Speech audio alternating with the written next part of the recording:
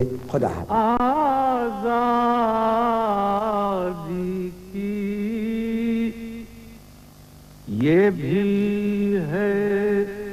حسین ابن علی کی آواز۔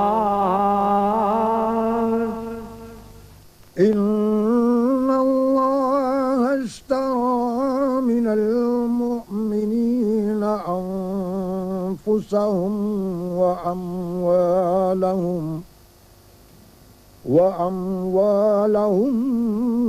بأن لهم الجنة يقاتلون في سبيل الله فيقتلون ويقتلون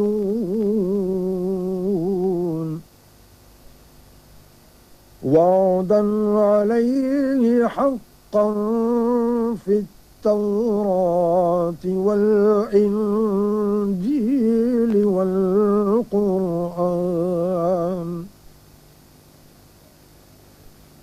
ومن أوفى بعهده من الله فاستبشروا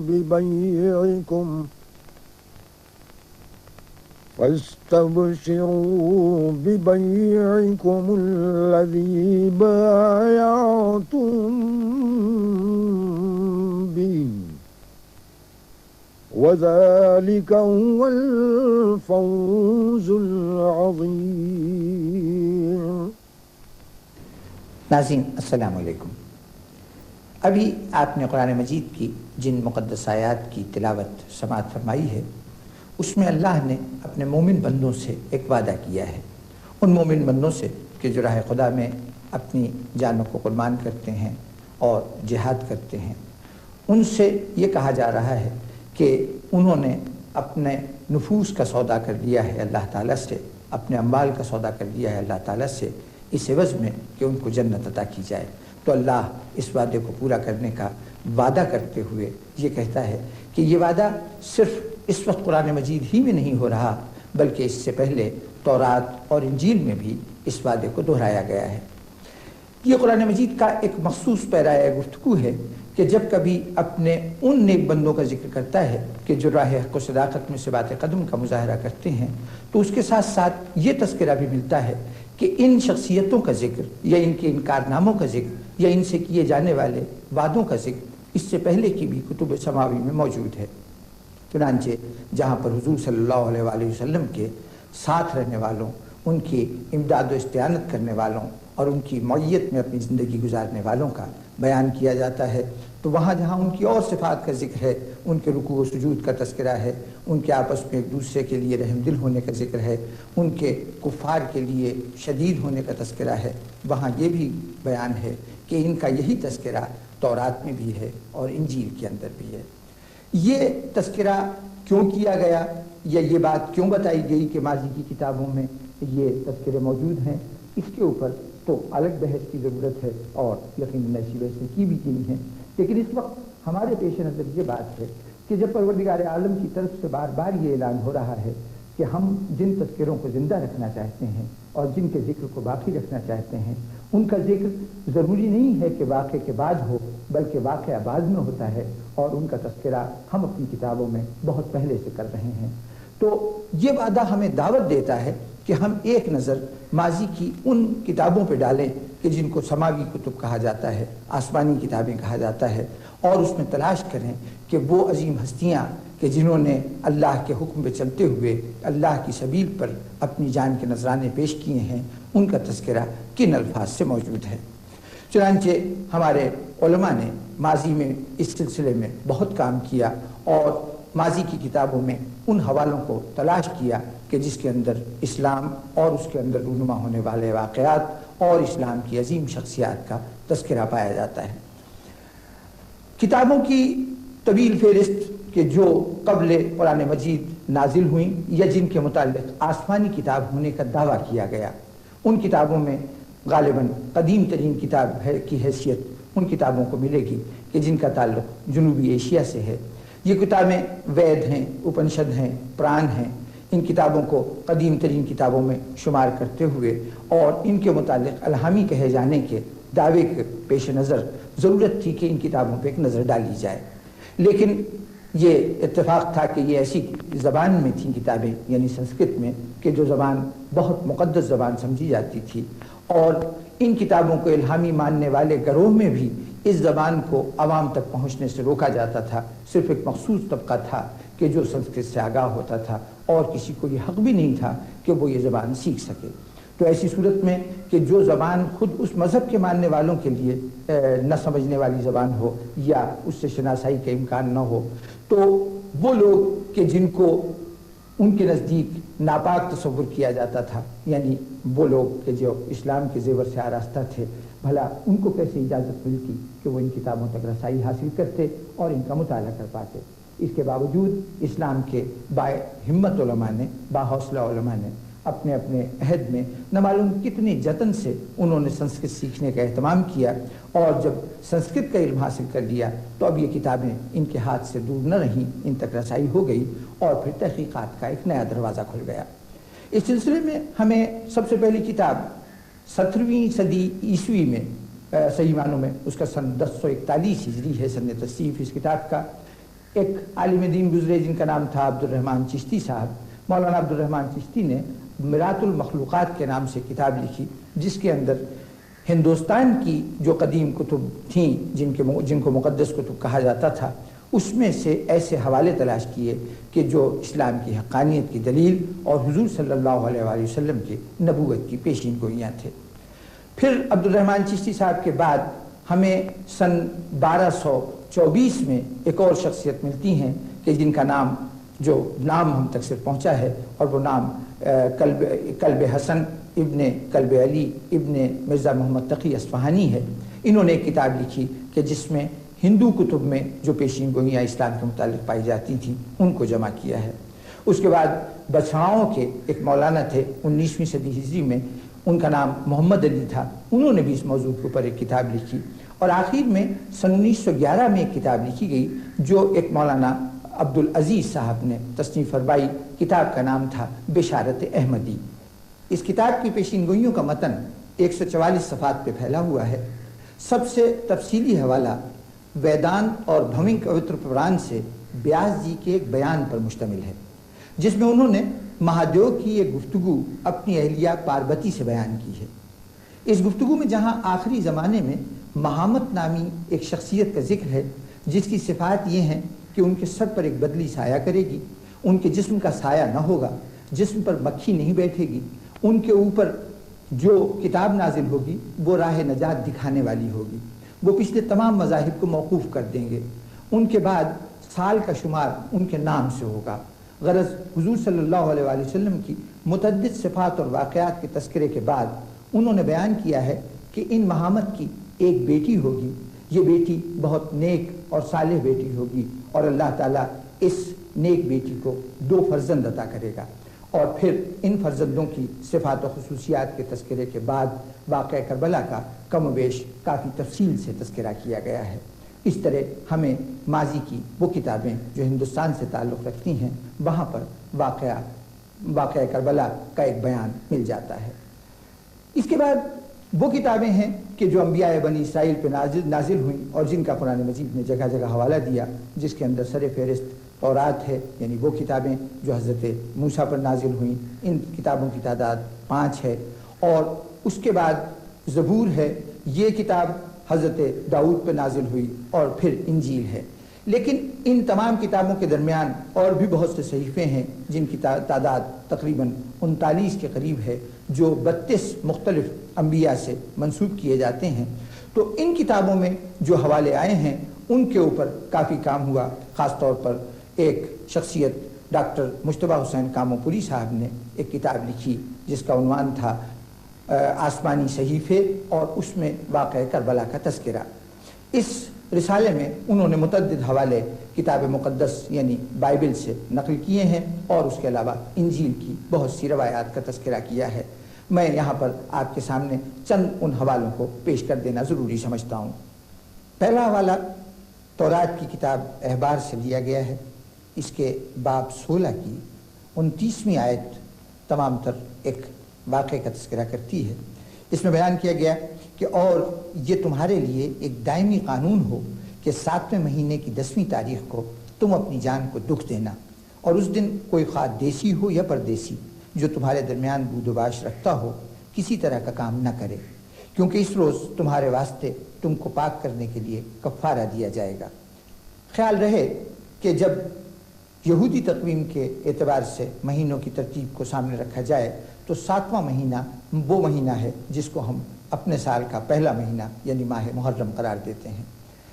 اس حوالے کے بعد یہی جو حکم دیا گیا ہے اس کی تفصیل ہمیں اسی کتاب احبار کے جو حضرت موسیٰ پہ نازل ہونے والی 5 کتابوں میں سے ایک کتاب ہے، اس پر اس کے 23ویں باب میں اس کی مزید تفصیل ملتی ہے، اور یہ تفصیل 23ویں آیت سے لے کر 32ویں آیت تک پھیلی ہوئی ہے۔ اس میں کہا گیا ہے کہ 7ویں مہینے کی 10ویں تاریخ کو کفارہ کا دن ہے، اس روز تمہارا مقدس مجمع ہو اور تم اپنی جانوں کو دکھ دینا اور خداوند کے حضور آچھی قربانی گزارنا۔ تم اس دن کسی طرح کا کام نہ کرنا، کیونکہ وہ کفارہ کا دن ہے جس میں خداوند کے حضور تمہارا کفارہ دیا جائے گا۔ جو شخص اس دن اپنی جان کو دکھ نہ دے وہ اپنوں میں سے کاٹ دیا جائے گا، اور جو شخص اس دن کسی طرح کا کام کرے اسے میں اس کے لوگوں میں سے فنا کر دوں گا۔ تم کسی طرح کا کام نہ کرنا، تمہاری سب سکونت گاہوں میں پشت در پشت سدا یہی آئین رہے گا۔ یہ تمہارے لیے خاص آرام کا سبت ہو، اس میں تم اپنی جانوں کو دکھ دینا، تم اس مہینے کی 9ویں تاریخ سے دوسری شام تک سبت منانا۔ یہ تمام احکام جس مہینے کے لیے ہیں، جیسا کہ عرض کر چکا ماہ محرم ہے اور اس کی 10ویں تاریخ سے متعلق یہ احکام ہیں، اور اس میں مستقبل میں ایک کفارے کا تذکرہ ہے۔ یہودی تاریخ جس وقت سے ان آیات کے نزول کا تذکرہ کیا جاتا ہے اس وقت سے لے کے آج تک محرم کی 10ویں تاریخ کو اپنی پوری تاریخ میں سے کوئی ایک واقعہ ایسا نہیں دکھا سکتی کہ جس کی بنیاد پر ان احکامات کی ضرورت ہو، اور یقیناً اسی کے حوالے سے ہم یہ کہنے میں بجانب ہیں کہ یہ تمام تر اس واقعے کا تذکرہ ہے جو تاریخ اسلام کا ایک اہم سنگ میل ثابت ہونے والا تھا اور جس کو ہم کربلا کے نام سے جانتے ہیں۔ اس کے بعد ہم ایک اور حوالے کی طرف آتے ہیں، یہ یرمیاہ نبی کی کتاب کا حوالہ ہے۔ یرمیاہ ایک نبی کا نام ہے جو حضرت ابراہیم کے 300 سال کے بعد تشریف لائے تھے، ان سے جو کتاب نسبت رکھتی ہے اس میں ایک عجیب و غریب جملہ آتا ہے جس میں یہ کہا جاتا ہے کہ خداوند رب الافواج کے لیے شمالی سرزمین میں دریائے فرات کے کنارے ایک ذبیحہ ہے۔ یہودیت کی پوری تاریخ، بنی اسرائیل کی پوری تاریخ کا تعلق تمام تر یا تو فلسطین سے ہے یا کچھ عرصہ یقیناً عراق میں گزرا ہے، لیکن اس میں کسی ذبیحے کا دریائے فرات سے کوئی تعلق کہیں نظر نہیں آتا۔ تو یہ یقیناً پھر اس شہید کا تذکرہ ہے کہ جسے شط الفرات کا شہید کہا جاتا ہے، یعنی امام حسین علیہ السلام۔ اب اس حوالے کے بعد ہم زبور کی جو مناجاتیں ہیں، زبور در حقیقت تقریباً 149 نظموں پر مشتمل ایک کتاب ہے کہ جس میں 149 حمدیہ نظمیں ہیں کہ جو حضرت داؤد پڑھا کرتے تھے، اور ان حمدیہ نظموں کے متعلق یہ کہا جاتا ہے کہ یہ الہامی نظمیں ہیں۔ اسی میں سے ایک نظم میں مناجات کرتے ہوئے ایک شخصیت ہے جو اس انداز سے بارگاہ خداوندی میں فریاد کر رہی ہے: بدکاروں کا گروہ مجھے گھیرے ہوئے ہے، وہ میرے ہاتھ اور میرے پاؤں چھیدتے ہیں،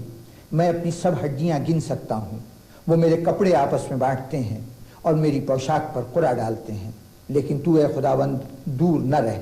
اے میرے چارہ ساز میری مدد کے لیے جلدی کرنا۔ یہ جملے امام حسین علیہ السلام کی اس آخری مناجات کی ایک تصویر ہیں کہ جس میں امام حسین علیہ السلام نے اللہ کی بارگاہ میں تمام قربانیاں پیش کرنے کے بعد جو مظالم ہو رہے تھے ان کا حوالہ دیتے ہوئے کہا تھا کہ پروردگارہ، تیری طرف سے یہ جو کچھ دین حق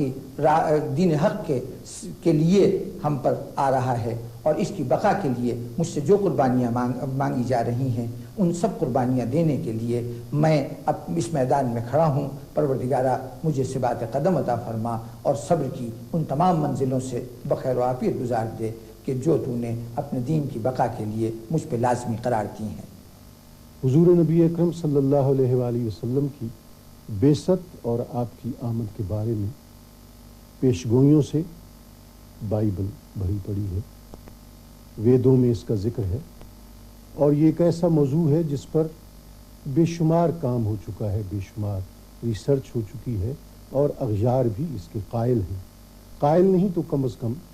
ان کا کوئی جواب نہیں دے سکے، ان کی کوئی توجیہ نہیں کر سکے۔ واقعہ کربلا بھی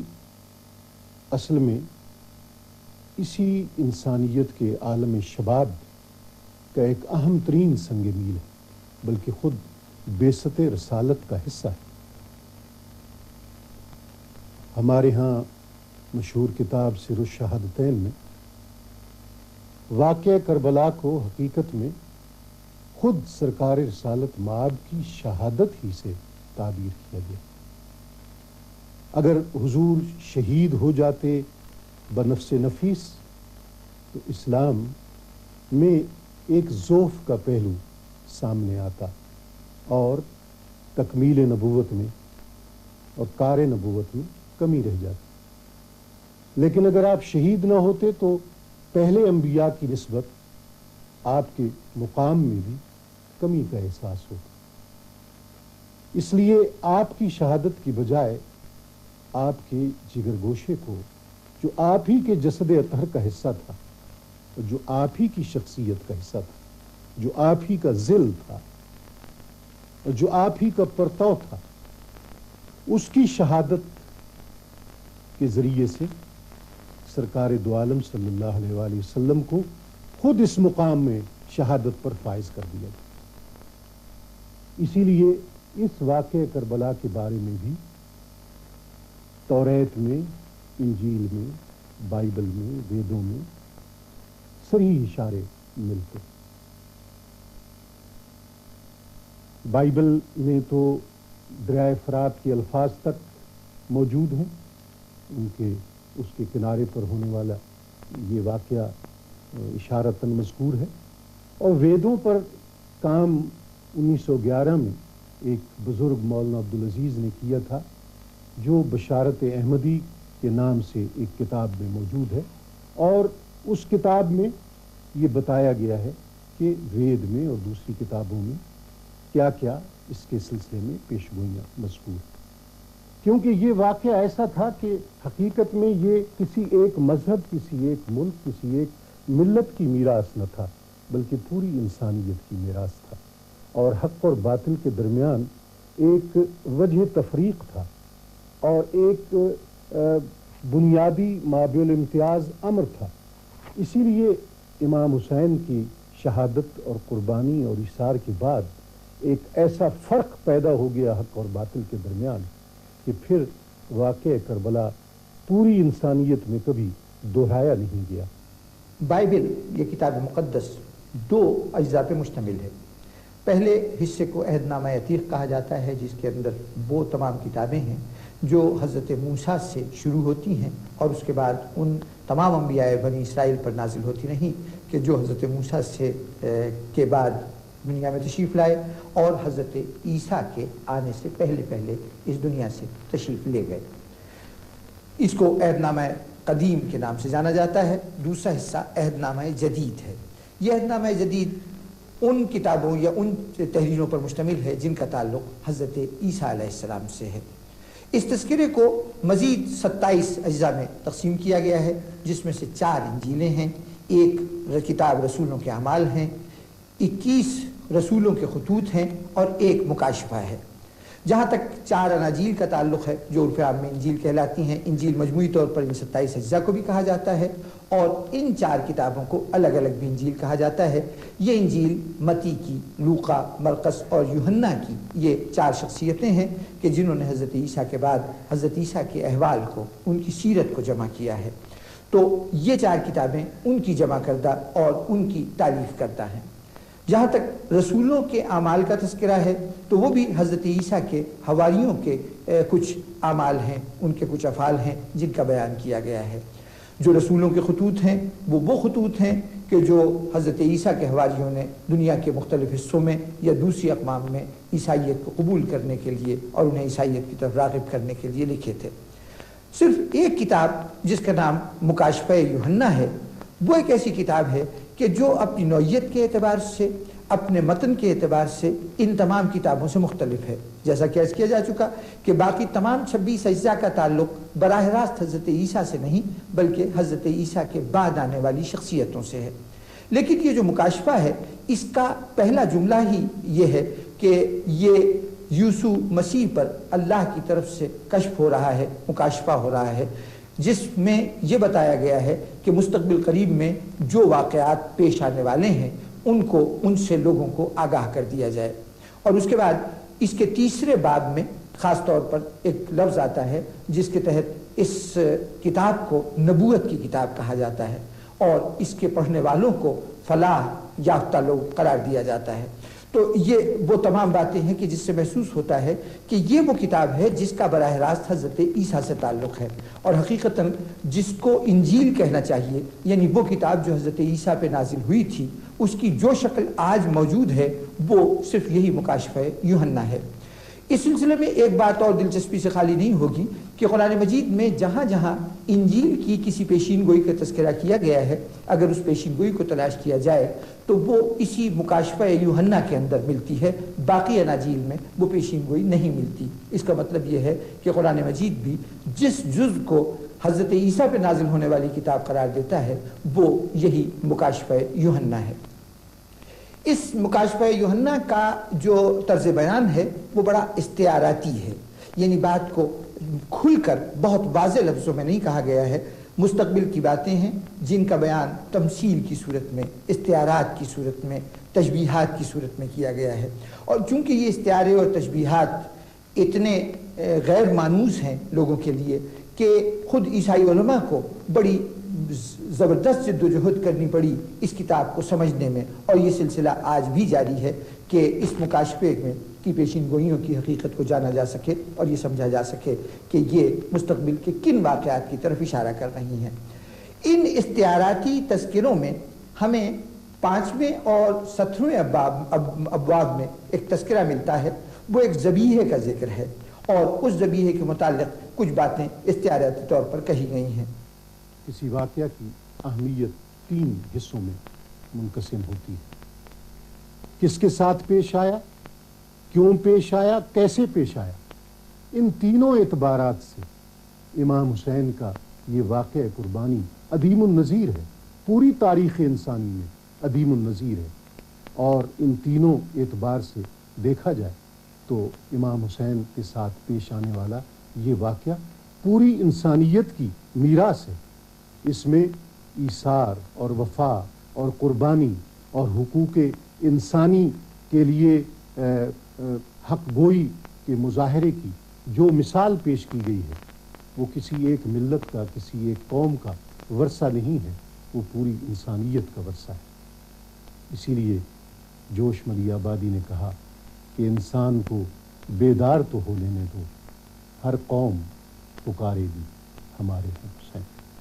تو اس اعتبار سے ہم ان حوالوں کی روشنی میں یہ سمجھتے ہیں کہ واقعہ کربلا وہ ذکر ہے کہ اپنے عظمت کے اعتبار سے مستحق بھی تھا، اور اس استحقاق کا پوری طرح سے قدرت نے اعتراف کرتے ہوئے اس واقعے کو ماضی کی تمام الہامی کتابوں میں بیان کیا ہے، اور وقت سے پہلے ہی اس کے لیے ذہنوں کو آمادہ اور تیار کیا ہے. ان الفاظ کے ساتھ آج کی گفتگو کو ختم کرتے ہوئے اجازت چاہتا ہوں. خدا حافظ. ہائے حسین مصلح افکار مرحبا، اے بے نیاز اندک و بسیار مرحبا، اے تیغ انقلاب کی جھنکار مرحبا، اے دست کردگار کی تلوار مرحبا، تو نے لہو سے شمع جلا دی عقول کی، ہوتا